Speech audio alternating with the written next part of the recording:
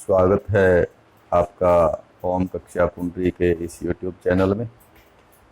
इस वीडियो में हम डिस्कस करेंगे 11वीं कक्षा का जो पहला चैप्टर है सेट्स, उसकी जो 1.1, 1.2 और 1.3 जो ये 3 एक्सरसाइजेज हैं उनको डिस्कस करेंगे ब्रॉडली, एक तरह से रिवीजन के हिसाब से कि उनमें कौन कौन से कंसेप्ट जो है वो कवर किए गए हैं और उनका क्या अर्थ है।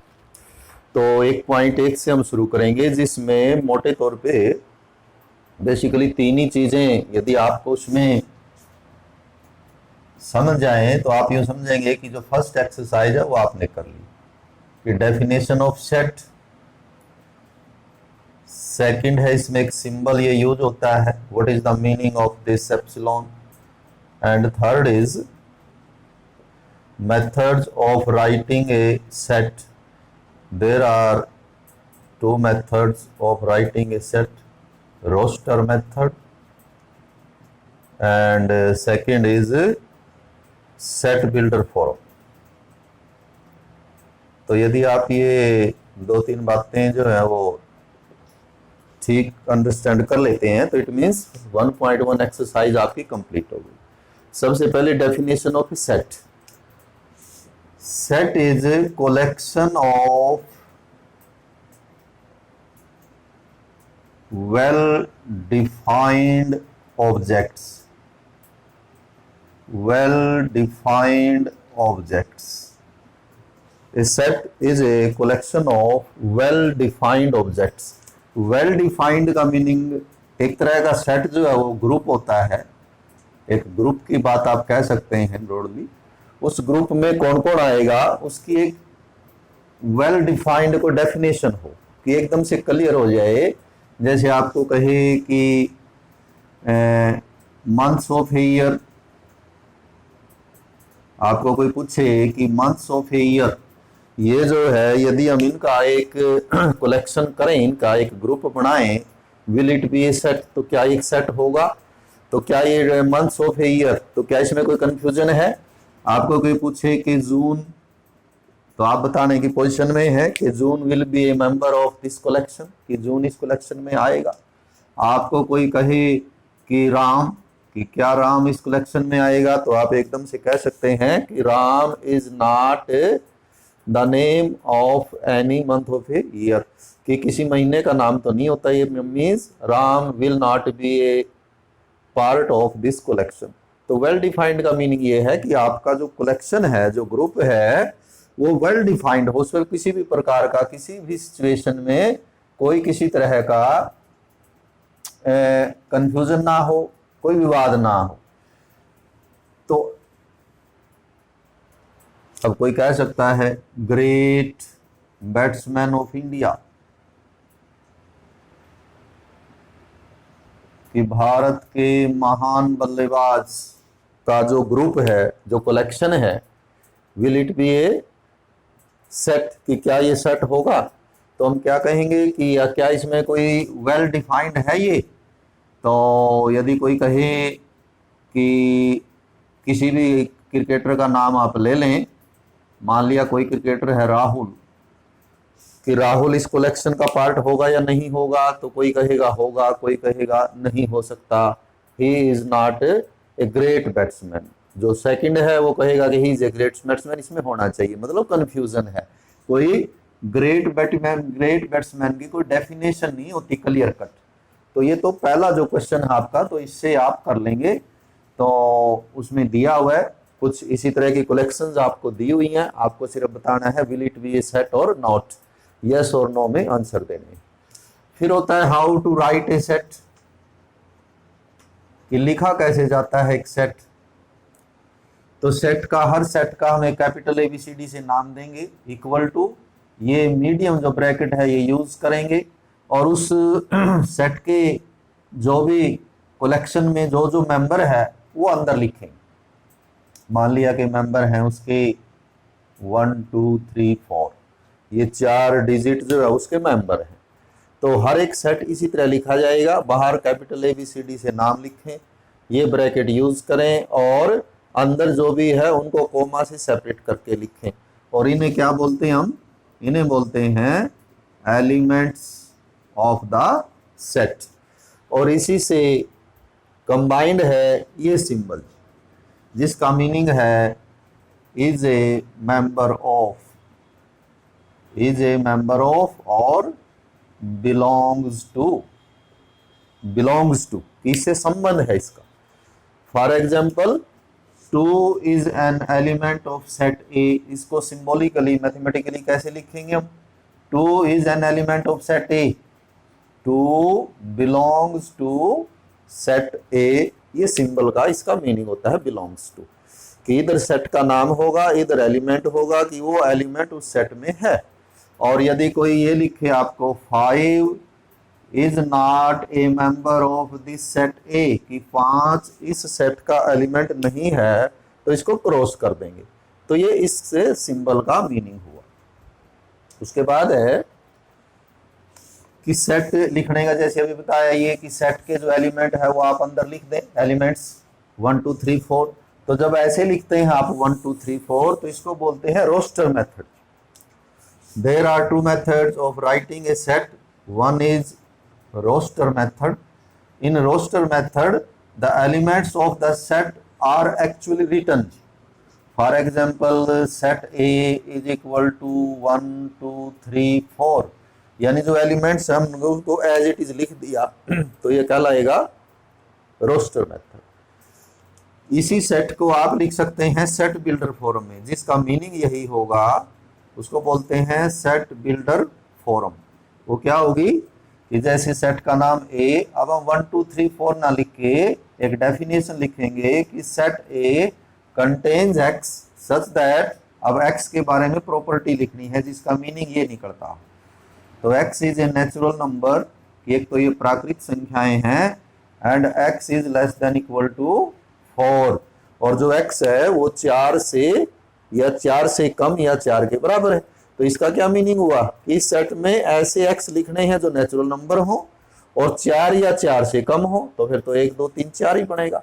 तो ये सेट और ये सेट सेम है। यदि आप इस तरह से एक्चुअल एलिमेंट्स को लिख दें then the method used is called roster method, और यदि आपको डेफिनेशन लिख दें then it is called set builder form.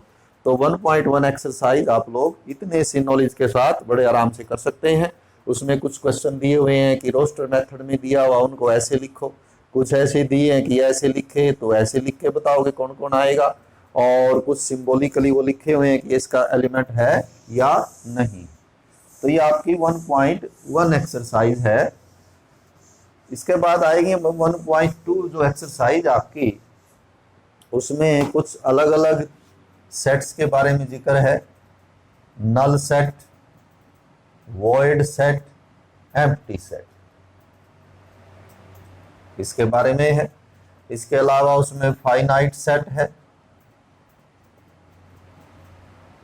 Infinite set है, और उसमें इक्वल सेट है। बहुत इजी है ये भी, जो सेकंड एक्सरसाइज है 1.2 क्वाइट इजी। उसमें ये 4 तरह के सेट्स के बारे में ही लिखा हुआ है। नल, वॉइड और एम्प्टी नाम से ही क्लियर है। A set which has no element, जिसमें कोई एलिमेंट ही ना हो, written as A is equal to F bracket लगा दें और खाली छोड़ दें, अंदर कोई उसमें एलिमेंट ही नहीं है। This set is null set और वॉइड सेट और एम्प्टी सेट। इसको लिखने का एक स्पेसिफिकली ये सिंबल भी है, फाई बोलते हैं, लेकिन जब आप ये सिंबल लगाएंगे तो फिर ब्रैकेट नहीं लगाएंगे। यदि आप ब्रैकेट लगा के इस तरह से ये ऐसे लिखेंगे तो फिर ये एम्प्टी सेट नहीं है, क्योंकि इस सेट में कौन हो जाएगा फिर, दिस सेट कंटेन्स एलिमेंट 5 फिर एलिमेंट का काम करेगा। तो ये नहीं लगानी है, सिर्फ ये सिंबल लिख देना है। तो ये भी क्या किसको डिनोट करता है, नल सेट, एम्प्टी सेट या वॉइड सेट। तो उसमें आपको कुछ सेट्स दिए हुए हैं, आपको वो बताना है कि क्या वो नल सेट है। जैसे कि एक सेट हम लिखते हैं और सेट है it contains x such that x is less than 5 and x is greater than 7, 8 कर लें। Is it a null set, ये हमने सेट बिल्डर फॉर्म में लिखा है। डेफिनेशन लिखी है कि इस सेट में ऐसे एक्स हैं कि जो 5 से कम हो और 8 से ज़्यादा हो। और तो ऐसा तो कोई नंबर नहीं होता, कोई भी रियल नंबर, वैसे इसकी लिख भी सकता था कि x is a natural number. तो ऐसा कोई नंबर नहीं जो 5 से छोटा हो और 8 से बड़ा हो। तो इस सेट में हम किसको लिख पाएंगे? इस सेट में हम किसी को लिख पाएंगे, ये एक एम्प्टी रहेगा, खाली रहेगा, means it is a null set. तो इस तरह से आप उसमें देख सकते हैं एक्सरसाइज में। फाइनाइट सेट है, फाइनाइट का मतलब वैसे हिंदी में भी सीमित होता है। यदि आप उस सेट के एलिमेंट्स को काउंट करके बता सकें कि इसमें इतने एलिमेंट है, तो देन सेट इज फाइनाइट। जैसे 1 2 4 6 9, this set is a finite set because it contains 5 elements. इसमें 5 एलिमेंट हमने गिन के बता दिए। इनफाइनाइट सेट क्या होगा? when we cannot count the elements of the set, कि हमें सेट में जो नंबर है ये असीमित, इनफाइनाइट, असीमित। तो क्या होगा? 1 2 3 4 डैश डैश डैश, कहाँ तक गिने? कोई काउंटिंग का कोई एंड नहीं है। तो यदि इस तरह का सेट है तो इनफाइनाइट सेट है। जैसे आपको कहे कि सेट ऑफ नेचुरल नंबर, अब नेचुरल नंबर कितने हैं तो काउंट नहीं किए जा सकते, तो n is a infinite set. Similarly z q, तो ये सारे के सारे जो सेट हैं वो रियल नंबर्स का set, that is also a infinite set. Equal set नाम से ही है कि ऐसे सेट जो इक्वल हों। जैसे हमने एक सेट लिखा, set A contains 1 2 3 4 5, set B contains x such that x is a natural number and x is less than equal to 5, is this set equal to this set, कि क्या ये दोनों सेट इक्वल हैं आपस में? तो इसमें कितने एलिमेंट हैं? 5 एलिमेंट हैं, 1 2 3 4 5। और इसमें भी कितने आएंगे? इसमें हमें नेचुरल नंबर लिखने हैं 5 या 5 से कम, तो वो भी क्या होंगे? 1 2 3 4 5। तो दोनों में सेम एलिमेंट आते हैं, यानी एलिमेंट भी सेम होना चाहिए और उनका नंबर भी सेम होना चाहिए, संख्या भी बराबर होनी चाहिए दोनों में, और एलिमेंट भी वही होंगे। Then the sets will be called equal sets, कि सेट्स आर इक्वल सेट। तो 1.2 में बिल्कुल भी कोई ऐसा टफ नहीं है कि आप बड़े आराम से उसको कर सकते हैं। इसके बाद आएगी आपकी 1.3 एक्सरसाइज। 1.3 जो एक्सरसाइज है उसमें 1-2 बेटर क्वेश्चन है। एक तो उसमें है जो मेन टॉपिक है वो तो है सबसेट, फिर है आपको सबसेट बनाना, ये अच्छा क्वेश्चन है। और उसके बाद उसमें इंटरवल का भी जिक्र है। इंटरवल भी हमें पता होने चाहिए कि how to write interval and what is the meaning of that. और एक यूनिवर्सल सेट का उसमें जिक्र है। तो यदि आप ये 3-4 बातें समझ लेते हैं और कर लेते हैं तो मीन्स आपकी एक्सरसाइज 1.3 है वो भी क्लियर हो जाएगी। सबसेट, जैसे सब का मतलब ही उप होता है, तहसील होती है, फिर एक सब तहसील होती है, उप तहसील जिसको बोलते हैं, यानी बड़े से छोटा। तो वही मीनिंग होगा सबसेट का भी, कि बड़े से छोटा, यानी कि जो सेट आपको दिया हुआ उसी में से कुछ छोटा कोई सेट बनाना। Let A is 1 2 3 4 5 and set B is 2 3। Clearly set B contains 2 elements and these 2 elements are also in set A. So we write this as B is a subset of set A. ये subset का symbol है, तो इसमें आपको symbol मिलेगा subset. B is subset of set. जिधर खुला है ये वो सुपर सेट है, बड़ा सेट है, और जिधर ये बंद है, तो यानी इसी चीज को आप यूं भी लिख सकते हैं, तब भी इसका मीनिंग वही होगा। यदि ऐसे लिख दें तो तब भी हम क्या पढ़ेंगे? B is subset of A। तो बड़ा आसान है, बड़ा इजी है सबसेट चेक करना। क्या होना चाहिए कि B will be subset of A if X belongs to B means X belongs to A। If X is an element of B, then X must be an element of A। यानी B के सारे element ए में होने चाहिए। यदि ऐसा है then B is called subset of set A, और यदि नहीं है तो इसको हम क्रॉस कर देंगे कि ये सबसेट नहीं है। तो बिल्कुल इजी। उसके बाद सबसेट बनाने कि कितने बना सकते हैं हम इसमें, तो ये अच्छा क्वेश्चन है। a इज इक्वल टू 1 2 3, तो इसमें से आप इसके सबसेट कितने बना सकते हैं। तो एक तो नंबर ऑफ सबसेट्स जो है वो हमेशा कितना होता है, it is always 2 raise to a power n, कि आपको पहले ये पता होना चाहिए कि हमें बनाने कितने हैं, कितने पॉसिबल हैं।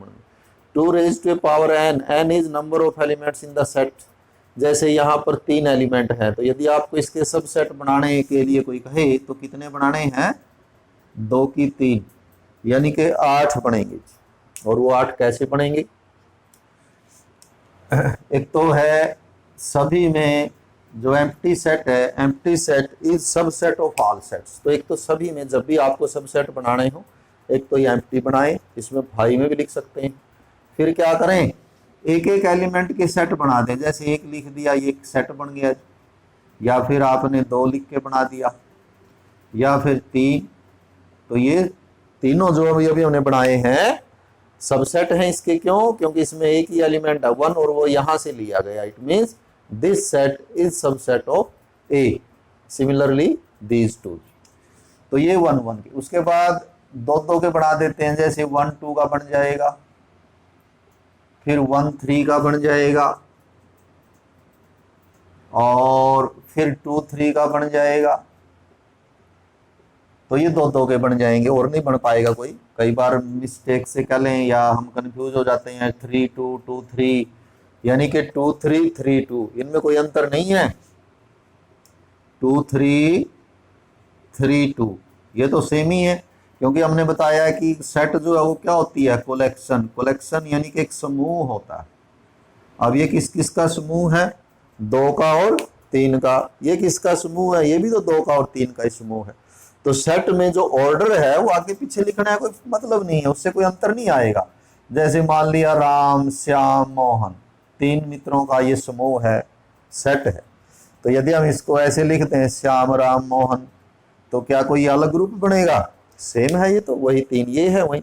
तो ऑर्डर कहाँ कौन कहाँ लिखा हुआ है इससे मैटर नहीं करेगा, यानी कि इससे कोई डिफरेंट सेट नहीं बनेगा। तो सेट में एलिमेंट आगे हो पीछे हो, यदि वो वही है तो सेम सेट है, वो सेम ग्रुप है। तो इसलिए 2 3 और 3 2 ये सेम है। तो कई बार देखा है ये, तो ऐसे बना देते हैं। बड़ा सिंपल है। एक तो आपको एम्प्टी लेना है, खाली लेना है, एक फिर एक एक के लेने हैं, फिर 2 2 के, जैसे 1 2 1 3 और 1 2 3, और एक अब 3 का ले लेंगे। ये खुद भी अपना सबसेट कहलाएगा। क्यों, क्योंकि डेफिनेशन क्या है कि वो सारे एलिमेंट यहां से होने चाहिए। अब ये सारे यहां से है, it means this is also a subset of set ए। तो ये खुद में भी कहला सकता है। 1 2 3 4 5 6 7 8, तो आपके कंप्लीट हो गए।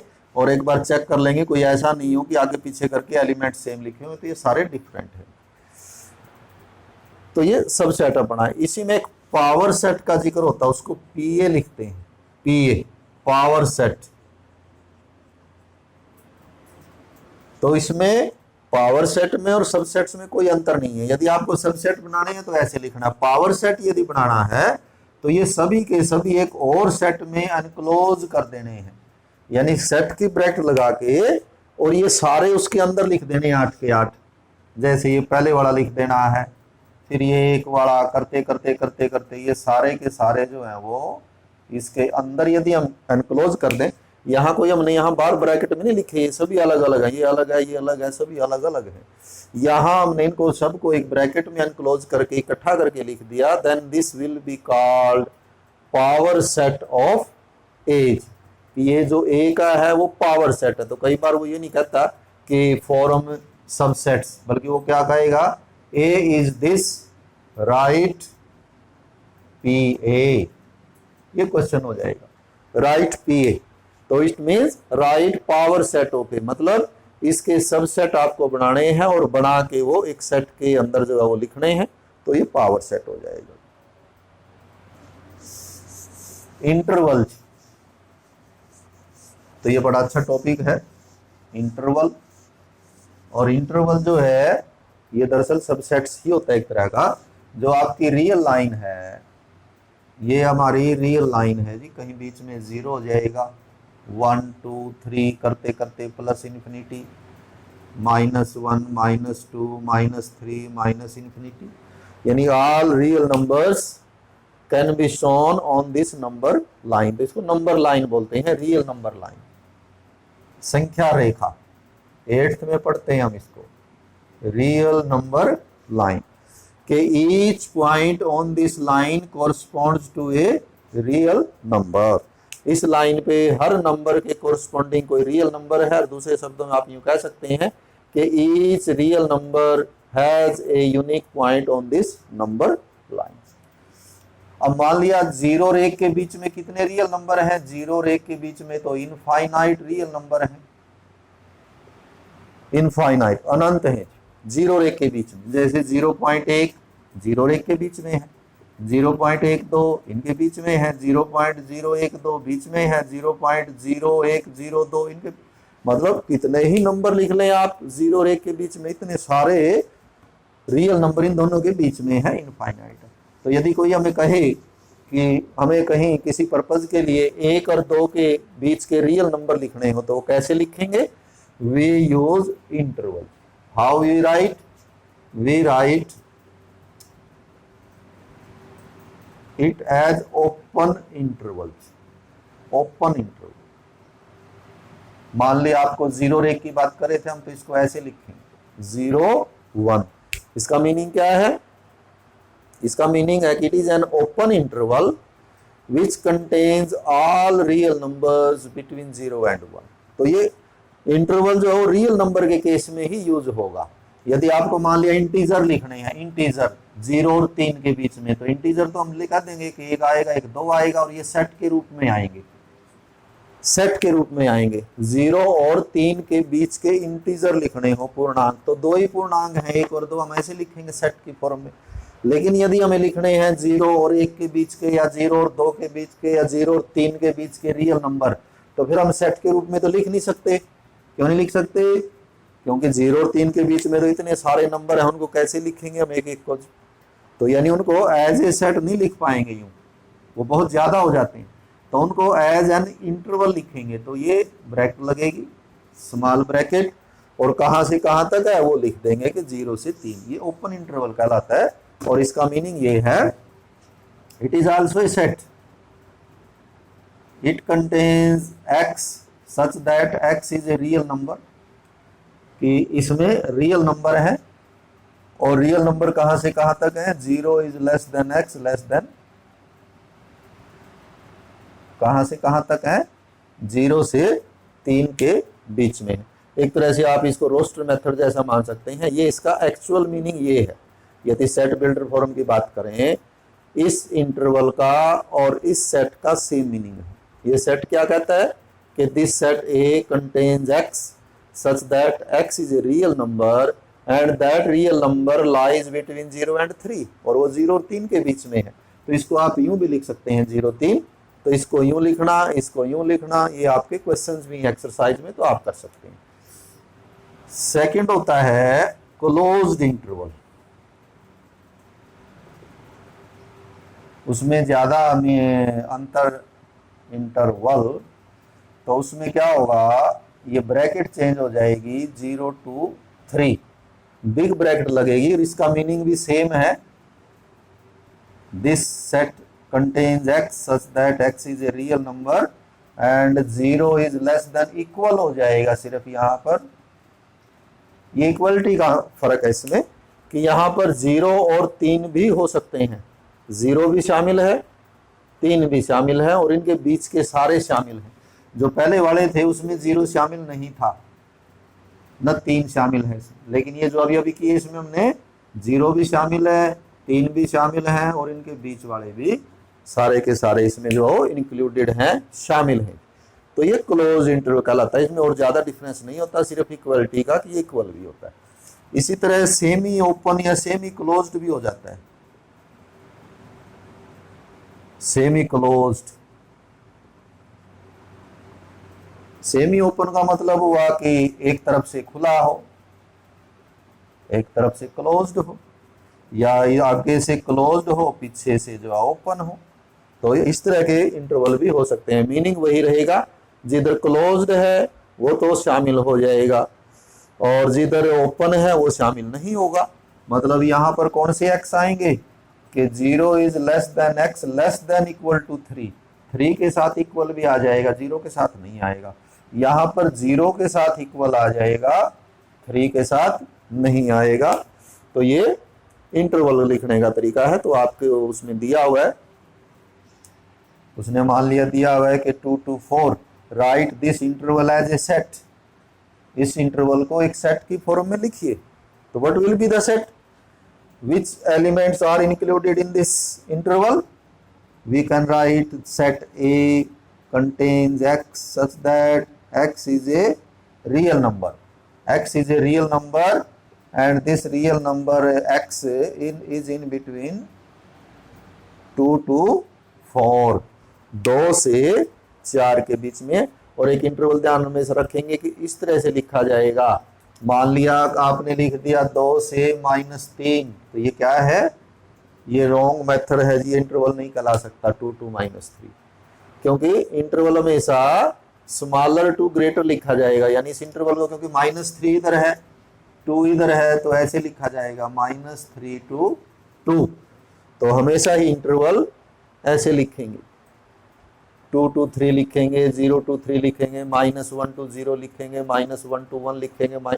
तो जहां भी लिखेंगे इधर नहीं आएगा, इधर ही इंटरवल लिखा जाएगा। तो ये आपके हैं। एक उसमें यूनिवर्सल सेट का भी जिक्र है, बहुत ही इजी सा टॉपिक है ये यूनिवर्सल सेट। होता क्या है, अब इस सेट में हम आगे ऑपरेशंस करेंगे अगली एक्सरसाइजेज में। Universal set, the set of which all other sets under consideration, all other sets under consideration are subsets of it। मतलब जब हम 2-4 सेट्स के बारे में काम कर रहे हैं, उनके कुछ ऑपरेशंस कर रहे हैं, या कोई और किसी तरह का जो भी सेट्स के ऑपरेशन होते हैं वो लगा रहे हैं, तो वो सेट जिसमें से लिए गए हैं, जैसे कोई बड़ा सेट आपने ले लिया 1 2 3 4 5 6 7 एंड सो ऑन, फिर उसमें से कुछ और सेट बना लिए, जैसे 2 3 4 बनाया, 1 5 7 बन गया जी, 2 3 1 6। तो ये सारे के सारे सेट्स जो है वो कहाँ से बने हुए हैं? ये सारे इसके सबसेट्स हैं। तो वो जो बड़ा सेट है, the set of which all other set under consideration के, जो हम कंसीडर कर रहे हैं, जिनमें ऑपरेशंस लगा रहे हैं, वो सभी उसके सबसेट हैं उस बड़े के। Then this set is called universal set. तो ये कुछ उसमें टर्मिनोलॉजी थी 1.1 1.2 1.3, उसके सॉल्यूशंस आपके पास हैं, तो आप वो देखें और इसको 1-2 बार जो है वो वीडियो को देखें, तो मेरे ख्याल से आप लोग ये कर पाएंगे। तो बाकी जो एक्सरसाइज की इस चैप्टर की जो बाकी एक्सरसाइजेज हैं वो नेक्स्ट वीडियो में कवर करेंगे। Have a nice day.